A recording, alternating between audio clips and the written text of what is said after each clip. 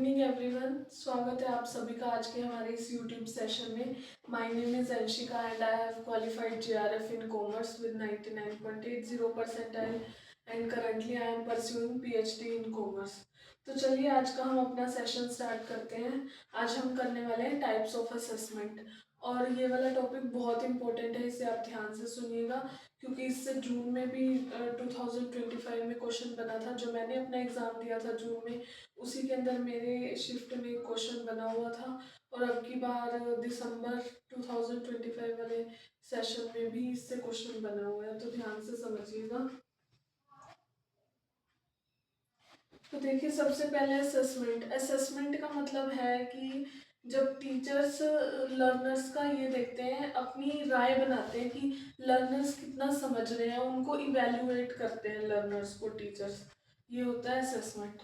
तो इनके टाइप्स में फर्स्ट है फॉर्मेटिव असेसमेंट। तो देखिए, फॉर्मेटिव असेसमेंट क्या होता है। फॉर्मेटिव असेसमेंट में जो टीचर है स्टूडेंट्स की लर्निंग को थ्रू आउट द ईयर देखती है, पूरा साल भर की बच्चे कैसा समझ रहे हैं, कैसा सीख रहे हैं। This assessment is conducted during the teaching learning process to monitor students learning and provide feedback for improvement. ये इम्प्रूवमेंट के लिए की जाती है कि बच्चे कितना अच्छे से समझ के चल रहे हैं चीज़ों को, कितना अच्छे से वो टीचर्स की बात सुन रहे हैं। वो इसका एग्जांपल है like class test, assignments, homework ये देते हैं टीचर्स बच्चों को, ताकि टीचर्स जान पाए कि बच्चों को कितना आ गया, कितने कंसेप्ट्स की क्लैरिटी हो गई है। जो फॉर्मेटिव असेसमेंट का फोकस है वो प्रोग्रेस पे होता है, ना कि फाइनल रिजल्ट्स पे।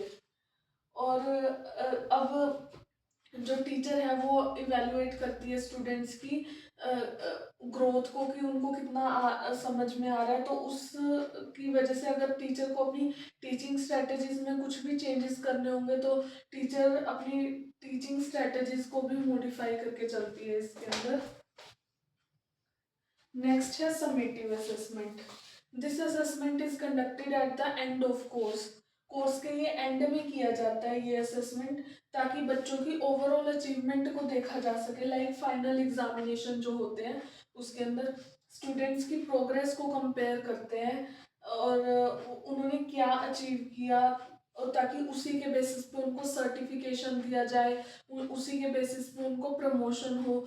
लाइक अगर कोई बच्चा अच्छे से परफॉर्म नहीं करता है, फाइनल एग्जामिनेशन में कोई फेल हो जाता है, तो उसको नेक्स्ट क्लास में प्रमोट नहीं किया जाता है। अगर बच्चे का अच्छा अचीव करता है कोई बच्चा, तभी उसको नेक्स्ट क्लास में प्रमोट करते हैं। Alright, so next is diagnostic assessment. Diagnostic assessment में क्या होता है, बच्चे के एंट्री बिहेवियर को जानने के लिए की जाती है।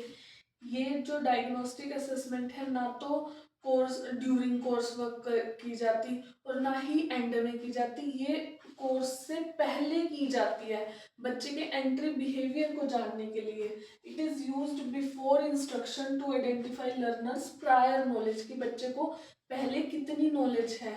इसमें इसका एग्जांपल है लाइक एंट्रेंस टेस्ट। स्कूल्स में या फिर कॉलेजेस में एंट्रेंस टेस्ट वगैरह होते हैं, तो वो डायग्नोस्टिक असेसमेंट होती है कि बच्चे को कितना आता है, क्या लर्नर्स की स्ट्रेंथ है, क्या वीकनेसेस है, उनको जानने के लिए की जाती है ये। Next is non referenced assessment. Non referenced में क्या होता है, learners performance is compared with other learners. Like competitive exams, जैसे ये यूजीसी नेट का ही एग्जाम है, इसके अंदर कोई स्टैंडर्ड क्राइटेरिया तो पास होने के लिए फिक्स नहीं किया गया। हाँ, वो एक नॉर्मल क्राइटेरिया है कि 50% मार्क्स आपके होने चाहिए, लेकिन जो आपका नेट का एग्ज़ाम है वो यही देखते हैं कि टॉप के बच्चों को ही क्लियर करते हैं। टॉप जैसे 5-6% बच्चों का क्लियर होता है यूजीसी नेट का एग्ज़ाम, और जेआरएफ टॉप 1% का बोला जाता है कि क्लियर होता है। तो ऐसे लर्नर्स की परफॉर्मेंस को दूसरे लर्नर्स के साथ कंपेयर किया जाता है। और जो क्राइटेरियन रेफरेंस है उसके अंदर एक फिक्स्ड क्राइटेरिया कर दिया। लाइक स्कूल्स में होता था कि 33% जिसके मार्क्स होंगे वो पास होगा, अगर उस 33% से कम होंगे तो वो फेल होगा। तो वो एक स्टैंडर्ड फिक्स कर दिया गया है, तो वो क्राइटेरियन रेफरेंस में आता है। Next is internal assessment. In internal assessment, it is conducted by teacher or institution. Internal word क्या होता है? अंदर, मतलब किसी भी इंस्टीट्यूशन के अंदर होती है ये, या कोई भी टीचर करता है, लाइक असाइनमेंट्स, प्रेजेंटेशन, प्रोजेक्ट्स हो गए। और जो एक्सटर्नल असेसमेंट है, ये कोई एक्सटर्नल बॉडीज या फिर एक्सटर्नल अथॉरिटीज करती हैं। जैसे कि आप बोर्ड के एग्जाम्स वगैरह होते हैं ना बच्चों के, तो वो स्कूल तो नहीं कंडक्ट कराते, सभी स्कूल्स के एक एक्सटर्नल अथॉरिटी कंडक्ट कराती है बोर्ड के एग्जाम, तो वो एक्सटर्नल असेसमेंट में आएगा। Next is self assessment. Self assessment में जो लर्नर्स होते हैं वो अपनी लर्निंग को खुद से ही इवेल्युएट करते हैं कि उनकी कितनी ग्रोथ हुई, उन्होंने कितना कंसेप्ट्स को समझा, वो कैसा परफॉर्म कर रहे हैं। Next is peer assessment. Peer assessment का मतलब होता है learners assess the work of their peers, मतलब फ्रेंड्स, कोलीग्स वगैरह का वो वर्क को असेस करते हैं लर्नर्स। तो देखिए मैं आपके लिए एक पीवाईक्यू लेके आई हूँ, फटाफट से इसको देखिए। Which of the following assessment type would require to carry out an activity or produce a product in order to demonstrate learning? इन चारों में से कौन सा वो असेसमेंट टाइप है जिसके अंदर लर्निंग को डेमोन्स्ट्रेट करते हैं, शो करते हैं? ऑप्शन दिए हुए हैं, formative assessment, portfolio assessment, summative assessment and performance assessment. 30 second से आपके पास इसका आंसर सोचिए।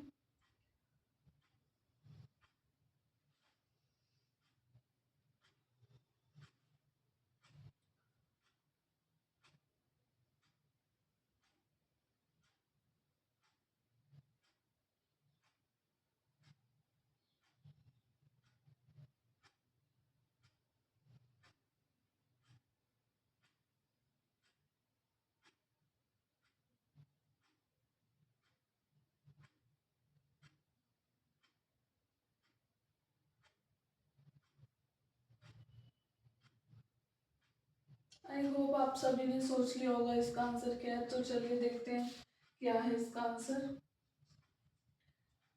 इसका आंसर है performance assessment. Right answer is performance assessment. तो देखिए फॉर्मेटिव असेसमेंट का मतलब क्या बताया था मैंने, ये conducted during the course work, ताकि बच्चों को कितनी ग्रोथ हुई। लेकिन क्वेश्चन में क्या पूछा गया था, डेमोन्स्ट्रेट लर्निंग, कि लर्निंग को जो असेसमेंट शो करती है।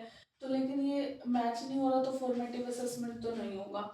पोर्टफोलियो असेसमेंट का मतलब होता है collection of students work sample, students के, जो भी स्टूडेंट्स ने काम किया उसको कलेक्शन, लेकिन कलेक्शन की तो कोई बात नहीं हो रही है क्वेश्चन में, तो ये भी नहीं होगा। समेटिव असेसमेंट कब की जाती है, at the end of the course, at the end भी नहीं पूछा गया, तो आप इलिमिनेशन मेथड से भी इसका आंसर सोच सकते थे। तो इसका आंसर है परफॉर्मेंस असेसमेंट। तो परफॉर्मेंस असेसमेंट में क्या होता है, evaluation of students ability to apply knowledge through hands on task. Hands on task से वो स्टूडेंट्स नॉलेज को अप्लाई करते हैं। अप्लाई करना यानी डेमोन्स्ट्रेट करना, टू शो, कुछ शो करना ही हो गया, तो इसका आंसर होगा, right answer is performance assessment. That's all for today, thank you so much for watching.